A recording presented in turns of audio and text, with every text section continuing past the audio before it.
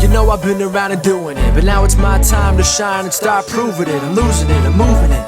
The city is where I'm made, Bostonian flow, I kick it back there. Yeah, I got game, got in a fan way. We the city of the champs, every sport we play. Spit wetter than the harbor, yeah, I'm flowing like the Charles. I be speeding on this beat, call it Turnpike Miles. Yeah, it's Google signing on, John to the Hancock, and I'm always key, I'm ready to unlock. I be doing big things. Welcome back, everyone, to the newest edition of Once a Week. I'm Billy Janeludis, and guys, I hope that you've seen our guest before, because a few months back, we put together an incredible message. He's a professional speaker with an inspiring story, having now spent over 800 plus days in the hospital, making it through over 20 different surgeries, to now traveling and speaking to audiences in schools across the country on growing through adversity and really diving into the mental health aspect of that. And to having a perspective of PTG, which if you check out our last video, post-traumatic growth. Guys, go check that out. I'm going to put the link at the end of this video, but I'm telling you, our guest brings so much knowledge and wisdom in that concept. It's going to help you. It's going to help everyone else around you. But guys, without further ado, I give you our guest, Jack Sernett. Jack, I thank you for being back here, brother. Billy, thanks for having me again, dude. I appreciate it. Yeah, no, it's a blast, man. So it's been a couple months since we've seen you, and I know everyone loved our last message, but tell them, like, what's been going on? I know you've had more surgeries. I know adversity has tried to have its way with you, but you've powered through, man. So give people an update. What's going on with you? Yeah, so I've had a handful of more speaking gigs, and temporarily I've had to slow down a bit because I've had the opportunity to practice what I preach. You know, life, there's chosen adversity, and then there's unchosen adversity. And for me, my chosen adversity that I love is like saunas, cold plunges, tough conversations, tough workouts. And then every once in a while, as you know, life will throw unchosen adversity your way. And so I've had, gosh, in the last couple months alone, I've had 4 different kidney infections. I've had a knee surgery, and then now I've got another surgery coming up at the end of the month. And it is just trying not to be a hypocrite. I practice what I preach. I keep it super simple. Every time anything like this happens, you know the drill. People can either use it as like looking at a problem or looking at it as an opportunity. And it's just something I've trained my brain to do is no matter what happens, I'm going to see this as an opportunity. And there's always something good that can come from it. As annoying or as like against human nature as that might seem, after a while, you can train yourself to like naturally go to that point. So yeah, after lots of hospitalization, losing more weight than I would want to, I'm one of those few people in the country that's constantly trying to gain weight. So it's a first world problem, I know. That's been it. And so I'm excited. I'm going to get a couple surgeries before the end of the year, get healthy, and then 2024 just continue to take off along with yourself. So yeah, no, I love that, man. And we got a topic today that I think is going to hit a lot of people. And before we even dive into that, I want to build on something that Jack just told us, guys. And it's, you know, essentially speaking, Jack, and you said this to me the other day when we were talking, it's the cards that you're dealt and how you play those cards you're dealt. So dive into that before we get into today's topic, because I think that's such a powerful. Yeah, so, you know, there's a bunch of different ways to say it. One of the things I try to live by and that I believe is just a fact is life is 10% what happens to you, 90% how you respond. And we talked about this last time. I was having a conversation last week with a buddy of mine from San Diego. I went to San Diego State University. Go Aztecs, baby. And I know he was a poker guy. So I gave him the analogy of, you know, obviously in poker, I'm not sure if you know much about poker, Billy, but you don't really know, unless you're like counting cards and you're a cheat, you don't know what you're going to be dealt. Mm-hmm. So you can get like a 2 and a 6 or pocket aces. Either way, ideally, you try to play that hand and win that hand. Mm-hmm. And so with a chronic illness like mine, I've got chronic kidney disease. So I get chronic infections and all that fun stuff. Week to week, I have no idea how my body's going to be. So on a physical level, I don't know what cards I'm going to be dealt on a weekly basis. There are some weeks where nothing really goes wrong and my kidneys feel great. I'm not in the hospital. It's like I have pocket aces and I use that to my advantage. And there's some weeks like last week where I'm in the hospital with a kidney infection. I get dealt a 2 and a 4, but I play it as if I have pocket aces. I just choose to play the hand I've dealt to the best of my ability. And I think as humans, that's the most like fulfilling and fitting thing we can do. Because yes, we have certain things we don't have power in. Like in certain things, we don't have power what happens to us. Like for me, I eat healthy, I don't drink, I sleep well, I exercise. I was born with these kidney issues. So it's unfortunately out of my control, which can get frustrating. but I just train myself to only control what I can control. And so when these things happen, my power is, how do I play the cards I'm dealt? How do I respond to this? And that's just practice, practice, practice. We've got something in our brain called the reticular activating system, and it decides what we focus on. And so over the years, I've just gotten better at training my brain to focus on what I can control, which is playing the cards I'm dealt to the best of my ability. Whereas when I was younger, as we've been over in the last podcast, I was the leader of the pack when it came to the victim mentality. I was just like, why me? Woe is me, which I think is human nature. I think naturally, unless we train ourselves out of it, when something happens, we're like, oh my gosh, this is horrible. We focus on the negative. And that's the goal. That's the goal. So play the hand you're dealt to the best of your ability, and it just takes practice. Yep. You know, I know you fancy yourself in fitness. You get more fit by practicing more reps and lifting more weights and being consistent. You get better at dealing with adversity. And to my analogy, playing the cards you're dealt to the best of your ability with practice and reps, practice and reps, practice and reps. And That's of awesome. course, there's times where I don't do that well. You know, I might get a queen and a jack, you know, in life, and that whole week I do really terrible. But more often than not, I play the hand to the best of my ability, and I use it as an advantage as opposed to disadvantage. Yeah, I love that. I love that, especially talking about the concept of mental health and the adversity we all go through. Yeah. I think in this day and age, everyone is facing some aspect of adversity. No doubt about it. That's what life is. It's meant to train you. There's lessons to learn. You have to get through adversity to get to the next chapter and the next level of your life. This day and age, I think people are creating so much of their own adversity because they don't have that mentality of play the hand you're dealt the way with the hand you wish you had.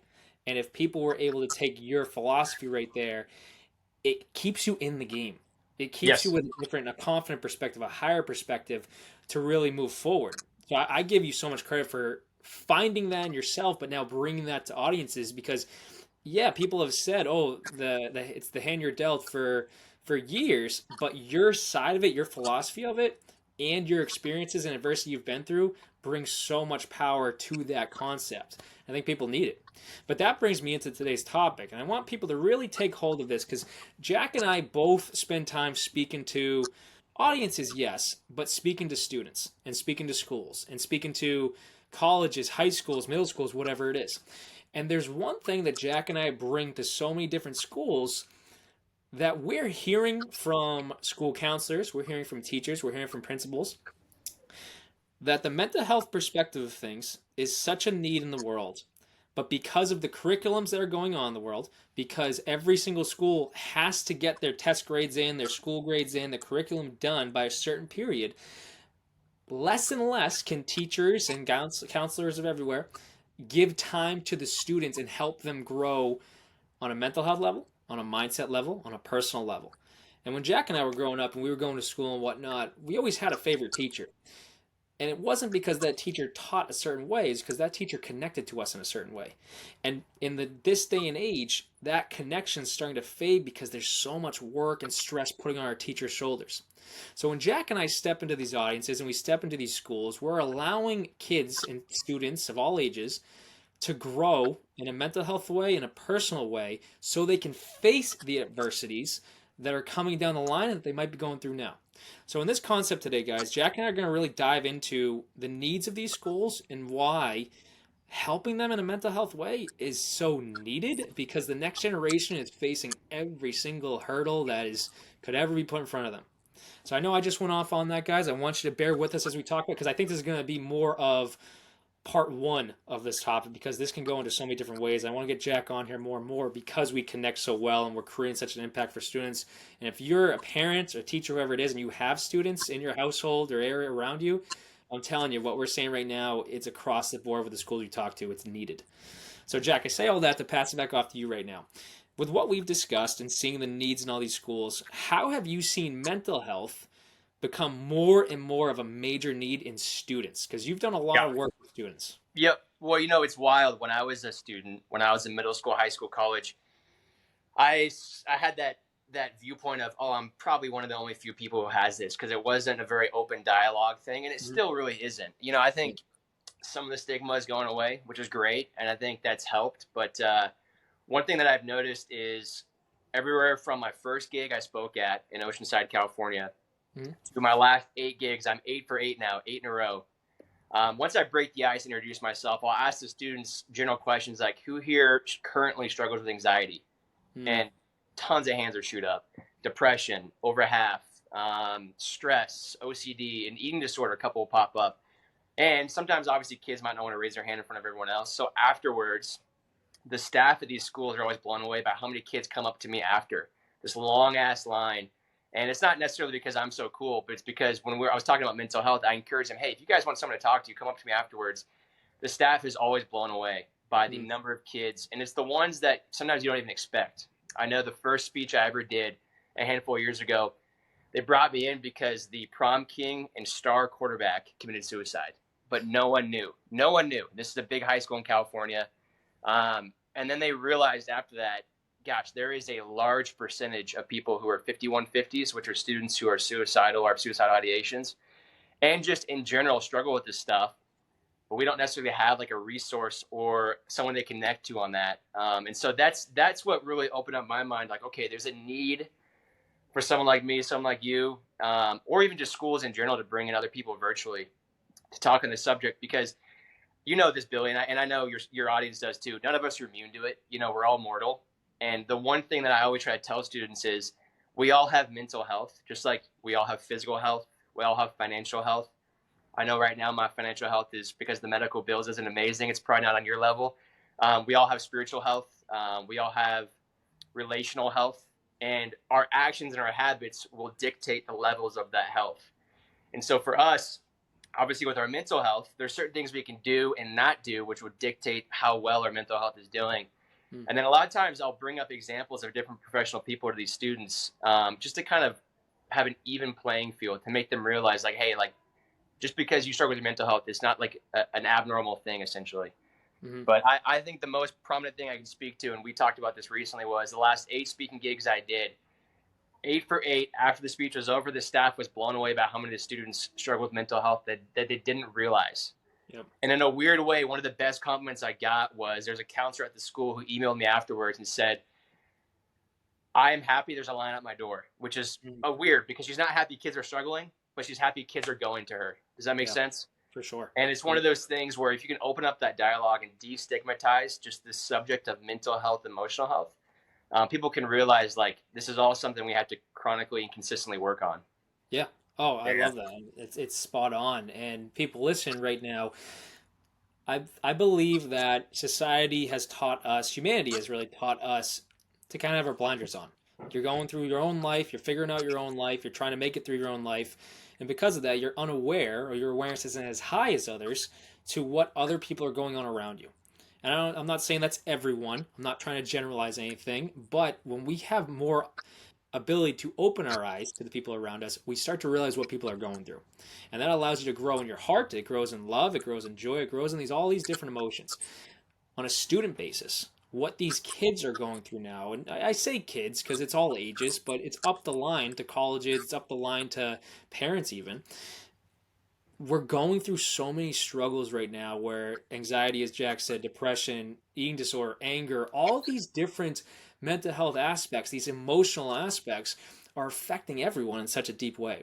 And when I go and speak to audiences in schools, for that matter, the last gig I was able to do for school, Blackstone Vocational Tech, I got to speak to college students, high school students, and teachers.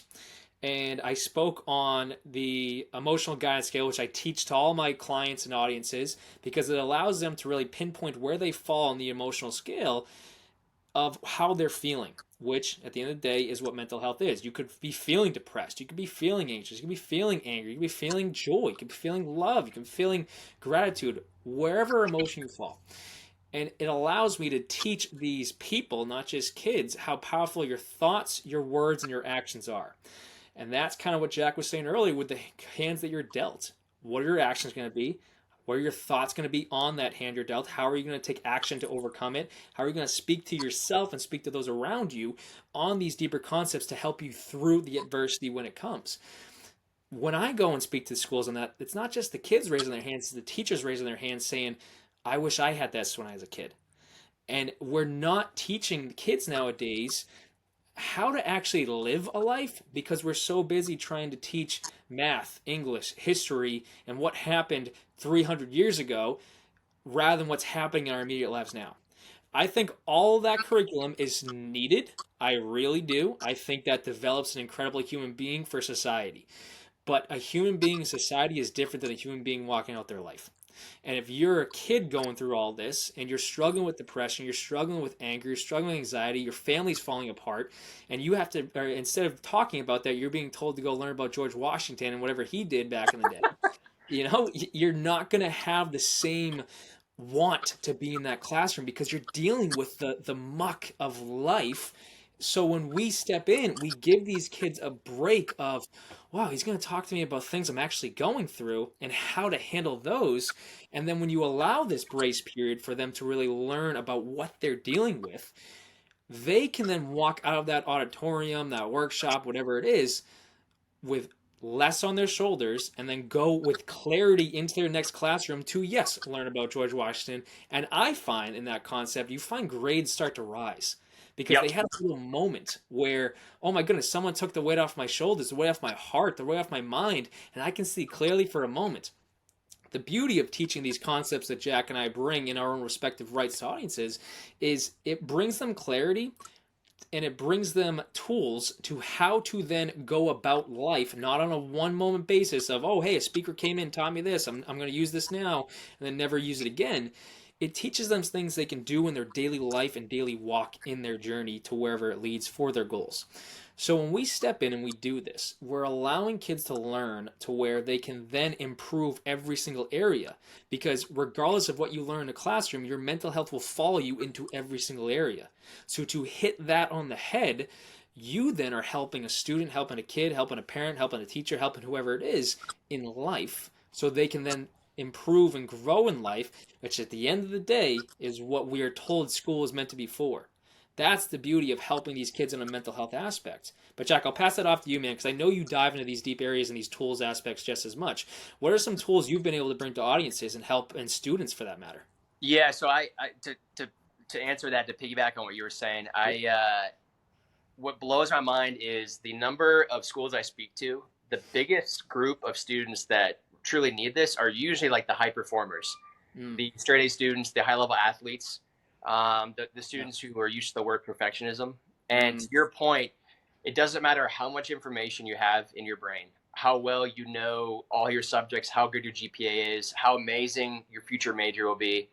If you don't have your mental health right, none of it really matters, because you can't be the best version of yourself with your friends, your family, in your career if you are like a feather in the wind. When something good happens, you're in a good mood. When something bad happens, you're in a bad mood. And so just like that baseline, just understanding is one of the first things I try to help people realize is, there's not one person in this planet, on this planet, in this planet, whatever you want to call it, that will be able to avoid bad things happening or trauma or adversity. And so if we're naive to that and we pretend like, oh, nothing ever is going to bad happen, so I'm just going to fill my brain with all this information and try to get straight A's and get outside validation, the second something does happen that's traumatic or that we would consider adversity, we'll crumble. And that's what happens a lot of these schools is we've got these very high achieving kids, middle school kids, high school kids, college kids, that the first time they experience failure or adversity, all of a sudden they're the ones who are the 5150s, or they're the ones who grades start to tank a little bit. So they don't have like that kind of just baseline toolkit in the back pocket for when something goes wrong. What do? They've got all this amazing information, to your point, about George Washington and chemistry and biology and where they're going to go to school or whatnot. But if they don't have that clarity and that and almost like a system in place to deal with life, none of it's going to matter. You know what I'm saying? And so, and that's the baseline thing I tell people. And at the same time, I'm big on helping students realize you got to talk about your pain. You've got to ask for help. Asking for help is not giving up. Asking for help is refusing to give up. And I think a lot of times as guys, we can feel like, hey, asking for help or admitting we're struggling with mental health is like a sign of weakness. I would argue, and this is what I tell these students, lying is the biggest sign of weakness out there. So if you're truly struggling with something, but you're lying about it, that's the weakest thing you could do. It's strong to be vulnerable and ask for help and realize, okay, like I need to level up in certain areas with my mental or emotional health. And that's the key right there. And then, as you know, Joe or Billy, you've got to walk the walk. You can't just ask for help and then hope everything changes. When you start to ask for help and you get this advice and get this training or feedback, you got to take action on it. So when you learn about George Washington in school, you got to actually like practice and study about him in order to learn more about him and let it like marinate and stay in the vault. So when you reach out for help to your counselors, teachers, people you know, trust, and love, and you start to get these tools that you and I talk about, you've got to put it into action. Otherwise, it's never going to stick. And so that was a long-winded answer. But no, that's the biggest thing is like, hey, none of the information that you guys learn in school is going to matter if when something bad happens, you crumble. Yeah. You've got to have that level of like resilience built in so you can really use what you learn to the best of your ability. For sure. And that builds on what school is trying to do is help kids apply what they learn into the real world. Exactly. There's this massive wall up of mental health, insecurity, struggle, pain, trauma, whatever it is that much harder to want to learn and apply what you gain in the classroom in the real world. So the beauty of what Jack and I bring to the table for these schools is let's take that wall down by giving them one opportunity here and now, and could be continuously for that matter, of really addressing what they're going through in a life standpoint, change up certain aspects, certain perspectives, to really build on your point, Jack, of the perfectionism piece. If you look at the different generations throughout the past 100 years, whatever it is, to where we are now, perfectionism literally was the generational construct. Because we can speak on being men for that matter. Like I'm assuming you kind of grew up in a very similar standpoint. It wasn't. I don't want to say it's frowned upon to show your emotions and your feelings and like, oh, you got an injury. Like, well, don't cry about it. You keep going. And then that generation is kind of on the way out. Which is, it's not a bad thing by any means. I think we're supposed to show our feelings, we're supposed to show our emotions, we're supposed to show all these different constructs. But mental health and the construct it's been stuck in, the cage it has been stuck in for that matter, is because we were trained to never show these emotions. Correct. And then now there's been such a buildup, there's pressure in the system where that creates depression because you're now feeling stuck, you're feeling pressed down. That's where all that terminology comes from. So giving kids an opportunity, giving people an opportunity to really undo the valve. Hey, let the pressure out. Here's what we got to understand. We got to apply it in your own life so you can then go into the classroom, learn this, and apply it in your own life. That's everything we're trying to teach. It's just life skills aren't really taught anymore. And that's not every single school. I'm going to tell you right now, I've talked to a lot of schools that have been trying to hire counselors that really work on life skills with students. The incredible thing about that, and then the downfall of that, is there's so much knowledge here to bring to students, but it is then on the student to raise their hand and walk to it. So with Jack, with what you said when we hopped on here, is that you're talking to counselors at these schools you talk to, and they're telling you they're so happy there's lines of kids outside, which, yes, is tough to say because there's a line of people needing to go get the mental health help.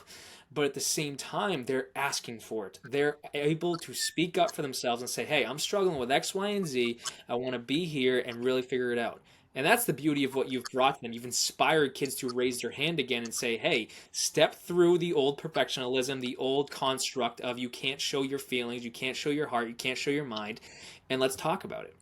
And giving kids an opportunity to grow these life skills means they grow themselves in every area of life. You kind of touched on it earlier as well, Jack, with certain health pieces, mental health, wealth health, I believe you said the term was, relationship health, all these different areas.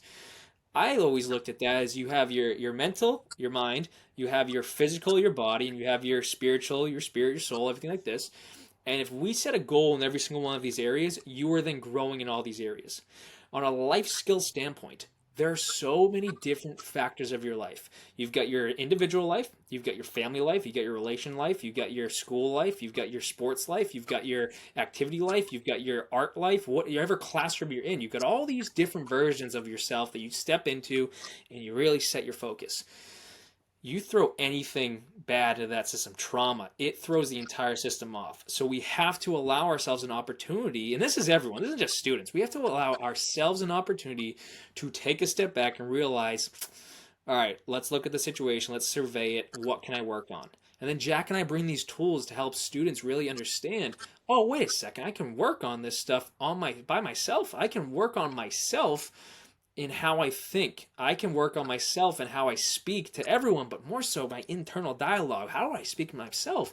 Am I beating myself up because so and so said this about me, and now all I'm thinking about is what so and so said about me rather than the test I'm supposed to take and pass because it's 90% of my grade? It's like you have all these different connection points that always come back to the self and the mind standpoint, aka your mental health and how you live. So bringing life skills to people is the need right now for these school systems. But if we're going to live by the old construct of this is the curriculum and we're going to keep adding to it, you're not helping students. You're actually creating more stress, which is tough. And I feel terrible for Yeah. teachers nowadays. I really do, because and if there's teachers listening, I'm completely 100% on your side where you're being told to teach so much curriculum in such a small window of time and you're just trying to fit it in. And that is great to try and fit it in. They want to teach these kids, but they're at that point you're throwing out the window, are they absorbing it? Because we got to get to lesson plan 2 and lesson plan 3 and lesson plan 4. And then when we go talk to students, they're telling us, well, we don't remember this stuff because it's going so fast. Well, we can't keep up because we're not giving kids time to absorb it. All right, we'll give them time to absorb how to apply themselves so they can get to the classroom, apply it, and then they absorb everything that much quicker. Absolutely. Absolutely. I know at the very minimum, what we do at these schools and what we're talking about right now, Billy, is it just creates an open dialogue. You know, how do you destigmatize any subject? You start to talk about it. And what's always interesting is every school I've ever been to, people are always surprised by how common it is.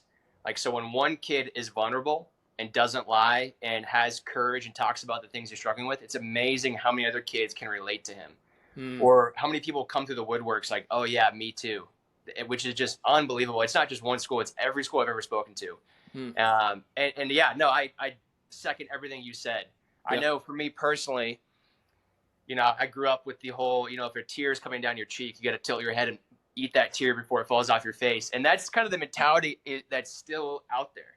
Yep. And even with, it's not just the guys, it's with any type of student. And, you know, I think it's interesting because for me, I was a straight A student. I had this amazing resume, but when I got out into the real world, aka outside of the classroom, the second something bad happened, I crumbled.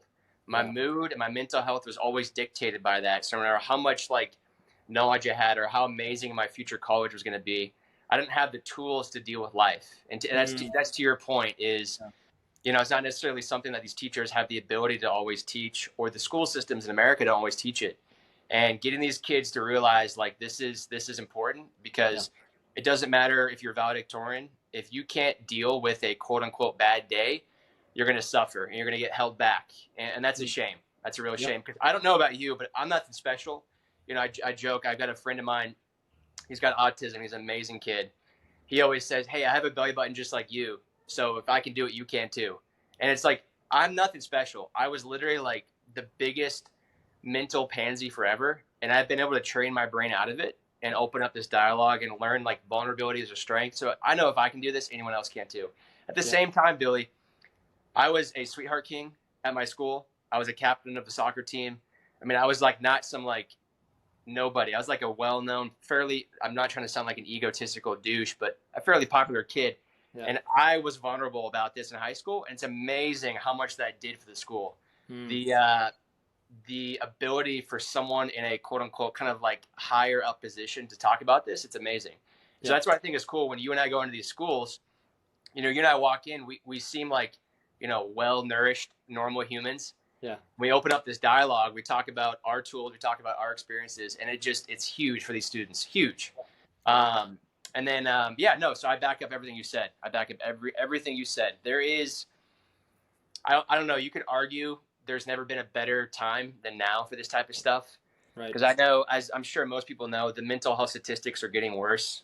You know, now nearly half of college students have a mental health disorder or experience poor mental health. And it's just getting more and more and more. And I think part of it has to do with the past 4 years, past 3 years. Part of it also has to do with just our society as a whole. We're more distracted. We're more looks generated. I think conversations like the ones we're having are happening less and less. And so Yep. In my opinion, there's no way to really factually back this up, but 2023, speaking to schools about mental health and helping students, has never been more important. Yeah. I have clients I work with who are high school kids, and they always come in because their parents are coming first and say, hey, my son is struggling with confidence, anxiety. He doesn't have an older brother or someone to look up to. Can you train him? And I have multiple clients like that right now.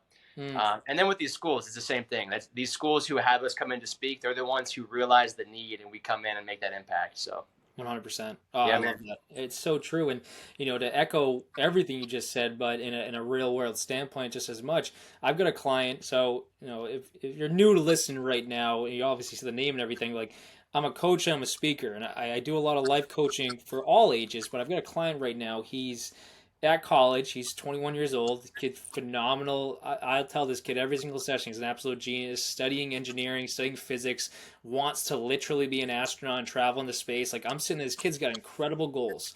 It's phenomenal. I'll give this kid all the credit in the world. Our coaching sessions, our life coaching sessions, are helping him learn life skills. And he came up to me in the last session and he goes, Bill, I don't get it. I'm still depressed and all this kind of stuff. I'm like, all right, man, let's talk about it. Why do you have that perspective in this one moment? And we really unpacked everything he was feeling. And he himself came to the conclusion after everything we talked about, I have set all these career-oriented goals because during the COVID years, it was like a gap year for me. I felt so depressed. I was so down and out. I just didn't do anything to better myself. I feel like I'm playing catch up. I'm like, that's exactly what every single moment from now on, you're trying to play catch up in life because that COVID year set everyone's life backwards. It set mental health back a couple years. Yeah. Students were forced to grow through the computer, which, yes, there's so much knowledge. Zoom is an incredible thing, but at the end of the day, it doesn't stop real world experience and what that brings. So then if we're going to jumpstart everyone through the COVID years and hey, go back into the real world and just learn everything, these kids are struggling now with the mental health adversity of depression, anxiety. So I sat down with my client. We really devised an entire routine and plan where his goal is no longer career oriented. That's all going to work itself out. You can't get to your career-oriented goals unless you have life-sustainable goals in place, like finding that peace, like finding that freedom in your daily life where it's not all on your shoulders 100% of the time. That's where you get pressed down, depressed again because your stressors, I'm not doing enough, I'll never do enough, I'm so far behind. If that's the mental dialogue running through your head right now, you will beat yourself into the ground. And that's what kids nowadays are doing more than ever, regardless of the age. Heck, I've worked with 7-year-olds that are so depressed over feeling like they failed their school, but they failed their family, they failed their siblings because of one small incident that happened. Yep. When you step into these situations and you help these kids and these students and these people out, the new perspective becomes, wait a second, I don't have to carry this bag of negativity around me of past pain. I can let it go and then have a new perspective of let me get me right now so I have everything I need and momentum behind me to go out and get my career goal. And right now we're teaching students more and more, what do you want to be when you're older? And I sit there, and they did it to me, they probably did it to you too, Jack, where we ask these kids in high school at sophomore or junior year, choose what you want to be when you're older and go to college and do it. Find the college you want. You start to do all these. Like, I went to college undecided and just kind of had my interests kind of guide me. That's unheard of now, to be undecided, because we're telling kids at such a young age, like when you're 15 years old, choose what you want to do for the next 60 years of your life. I know, it's wild. Unheard of. And so these kids are now buckled down. Oh my goodness, this is going to be the rest of my life. What do I do? That could change at any instant. And if we don't allow kids to understand the flexibility and the freedom of life to choose this and choose that, as long as you are feeling that peace in yourself, the way is going to open up. And that's a deeper concept in a life skill standpoint, but it all comes from giving yourself time to learn the life skills to get through life, to walk the journey, to move forward. But Jack, that all came about because I echo everything you said, where these kids are struggling because of that gap year. It's so true. 100%. And I think the broadest term I can say is what you and I bring to the table when we come to these schools is, you said it just a couple minutes ago, is perspective. Yep. I think it's so easy. I know when I was a student, and a lot of these students who I go in to speak to, they have these blinders on. And then when they hear someone like you or I come in, all of a sudden, they open up their eyes and they can see the whole forest in front of them, as opposed to just the one tree they're staring at. Yeah. And all of a sudden they start to realize like they have all this power within them to improve and get better and deal with these things. And hey, like now is the only moment that really exists. Like our focus is important and all that beautiful stuff. I think I know for me, my most experience I've had with these students is a lot of it is very situational. I don't have a ton of students, I don't know the exact numbers on this, that come up to me afterwards, or schools that reach out to me because they have a whole bunch of kids who have like mental health struggles because of family history or it's something they're born with. Almost every single time when I go to the school I'm trying to come in to fill a need because something happened the way these students didn't want to happen. And as a result, anxiety went up, stress went up, depression went up. And that was the same with my life. Like, second something happened that I didn't want to happen, God forbid, right? The whole world doesn't revolve around me. That's when my mental health declined. And I didn't realize that until I was like in college, when I was deep in the roots of it. When we go into these schools, I think perspective, as broad as that is, that's the biggest thing to help these kids realize, okay, this is why you might be struggling. This is what will happen if we don't improve our mental health. And this is the power that you have as an individual. It's amazing how much power we have. And we tend to give that away. To your point with your client, when all he does is focus on future stuff or these goals to fulfill other people's needs. And so that's the biggest thing. And that's very broad, but sometimes that's all it takes. And all of a sudden these kids, the light bulb turns on in their head, and then the staff sees that. And then all of a sudden you get these emails afterwards saying how thankful they are. And so that's the coolest thing, is just a perspective shift. And it starts with the dialogue and talking about it, to your point. That's for sure. And then I was thinking about one more thing. I know you said these high school kids are asked like to make this career decision on their major and stuff. One of the things I was thinking about the other day is we never ask kids why. Oftentimes when there's like a couple of seniors in high school who I work with, people ask them, oh, what's your major going to be, or where are you going to school? As opposed to like, why are you choosing that major? You know what I mean? And I know there's so many kids out there, myself included, who picked a major to make my parents happy, or because it was cool to be or cool to say. It was a good social status major. It's not because I was in love with it, I wanted to do it. And I think that's an interesting, just asking questions. I know in general, I'm sure you know this with your clients, questions pull you closer to the truth, answers push you farther away. And so the more we can just ask these questions, not only about your major, but when we go in front of these students, like, okay, like, why are you feeling this way? Let's step back for a second and figure this out. Are you wasting your time and energy on things you can't change? You don't have a circle of trust around that you can go to? Are you not even asking for help? Are you lying to yourself?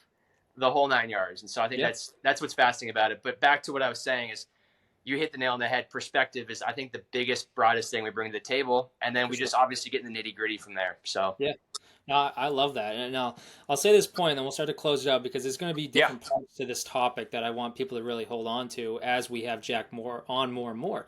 And the perspective piece, as you say, it's broad, but it's so needed, because perspective is everything in life. You know, that's the whole point of what I was saying earlier with you're feeling pressed down, you're depressed because of where your thoughts and where life is at right now. And that's either that, or you can look at the concept of what Jack gave us when he hopped on is, all right, well, how are you going to play the cards you dealt? Perspective. I'm going to play them in a much higher way.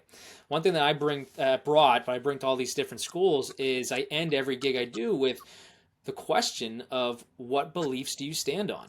And there you go. Right? And that's perspective for sure. But do you believe that you are going to achieve all that you say you will? Do you believe in yourself to see yourself to the finish? Do you believe you can make it through what you've gone through? And like wherever the conversation leads with them, but it gives them their power back, because your belief that you stand on echoes through every single moment of your life, with your family, with school, with tests, with sports, with friends, with relationships, with college, wherever your life leads, the beliefs that you built your foundation on will guide you there. And if your belief is one of negativity, it's going to build these walls up. Well, I'm never good enough because I didn't pass all those tests, and I don't know. I don't know if I can make it into college.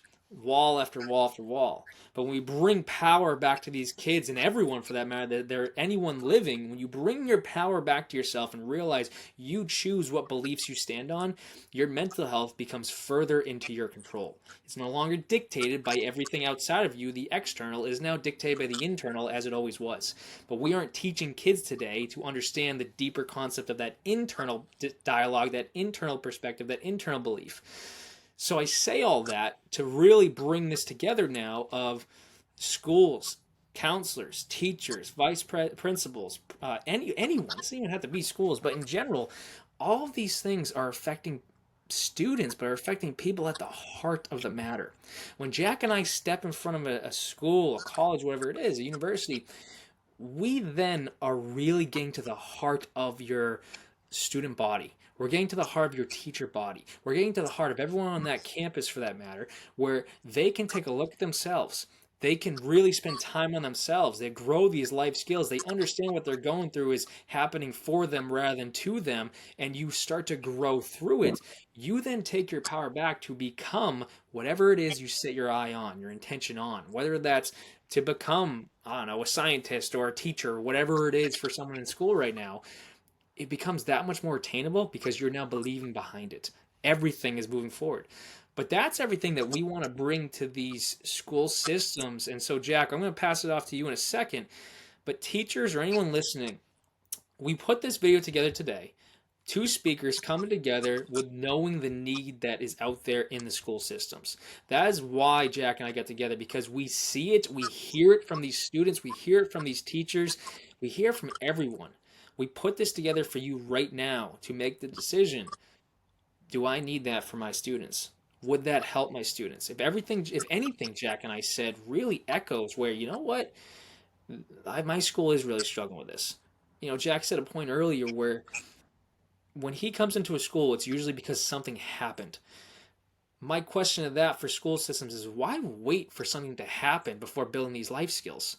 Bring people in now that can help and do the work that we've heard from people at schools. I've heard directly from counselors. We need this because the teachers don't have time to teach it. Bring someone in that can. If that's what we're hearing from schools and we're hearing the need and we're trying to prevent things from happening in these kids' lives, not just your school, but kids' lives, why not say yes to that? I say all that and I put the decision out to listeners and viewers right now. If you know a student's struggling, if you know a school's struggling, if you feel the next generation is struggling right now, which, let's face it, it is, let's bite it off at the head. Let's go straight forward and prevent the next struggle from happening and then build it to happen now. All right, that's my rant right there. But Jack, I'm gonna pass we gotta close this thing out right now because I know you got onto your next client. But, that's exactly what I was going to say. Okay, is take it. 99% of the schools I've spoken at in the past 2 years bring me in because of something that has happened at the school, and they've realized after either a suicide or a vast amount of students are 5150s, or their attendance is going down, or their counselors are like overflown with students coming in. There's a need for some sort of mental health dialogue, and then tools and tips and actions these students can take to improve on that. What's wild is every school, and I would argue needs this because every school has students, and there's always going to be students who need to work on this stuff. And the interesting part is, a lot of times, of course, not all these kids in the audience necessarily need it right then, but it's stuff they can learn. So when they do need it 6 months later, 6 years later, they have that backbone of knowledge that they can use. And so to your point, why wait? That's the biggest thing that I've realized is a lot of these schools who bring me in, they're like, oh yeah, no, we have like 40, 5150s this semester, which just one makes me want to cry for them because that's terrible.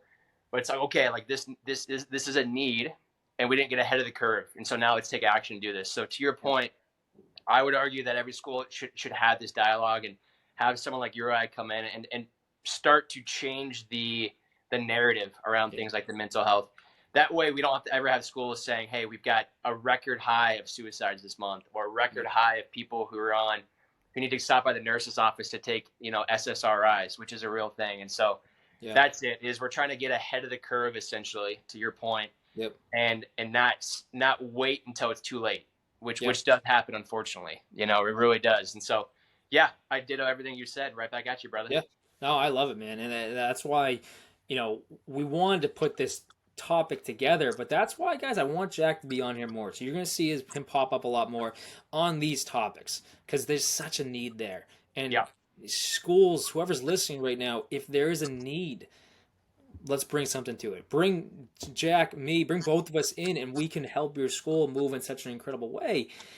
But we heal your school in such an incredible way. I think parents listening to that right now, oh my goodness, I never even thought of that. That could be something that my son or daughter needs. Why not open the door? I'm going to put that on the table for any listener and audience or viewer right now. It's on the table. Let's open that door. Let's see what happens, you know? And again, it is not for Jack's benefit. It is not for my benefit. It's because there are people struggling, and those people struggling are the kids in the school systems right now. From any age group all the way up to, I keep saying college, but let's face it, people, the age goes on. That's real life right there. So let's catch it at the head right now, help these kids so the next generation has these skill sets, and it brings the next generation up to such a higher level. I'm just going to say that, and we're going to close this up. Jack, tell them where they can find you, man. I know we're getting strapped for time for your next client. Absolutely. No, you're good. You're good. And before I say that, the last thing I was going to say to your point, I always tell my clients this, and I tell students this at schools. If you're not going to change your life and take action, who will? And if not now, when? And it's the same to schools. If we're not going to start helping out our students with this mental health and emotional health and more EQ stuff, if not now, then when? And so that's the message right there. Everyone can find me on any social media, essentially, Jack Sernett. I know on Instagram, that's my most common traffic is jack.sernett.inspires. We can put my website in the show links, I'm sure, and stuff like that. But yeah, I guess another email I usually send out to students, but we can put an email out there too. People can always reach out. contact@jacksernett.com. Perfect. And just to reiterate, if not you, who, and if not now, when. It's never too late. Let's do it, baby. Yeah. Oh, no, that's perfect. And guys, as he said, all that's going to be in the credits of this video. You're about to see it roll right after we finish. You're going to see it in the description on the YouTube page. We're out there. Get connected with us. Help your school out. Help your student out. Help yourself out if that works for you. And seriously, guys, it's one message. Comment below this video for that matter. Reach out, and Jack and I will be there. We watch this video. We watch it back because we want it to impact people. Create an impact for yourself and do something with it, you know? And I say that to reiterate, like, the YouTube concept. Guys, like this message, because if you hit that like button, I don't tell people to do that for the channel, everything.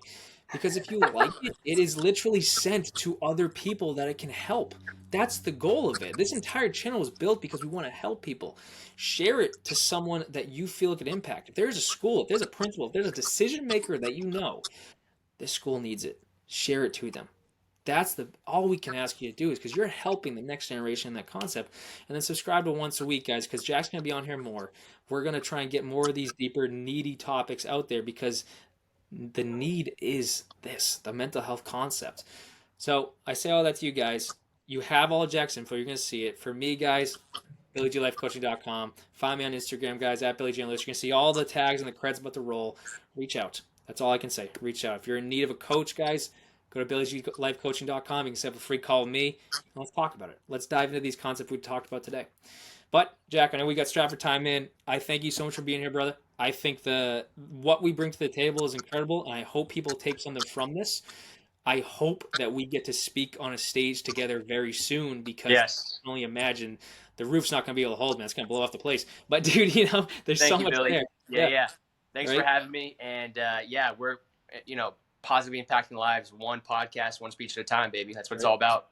100%, brother, 100%. But, guys, find us. Reach out if you have questions. But, again, Jack, I thank you so much for your time, brother. Cool. Thank you. Awesome.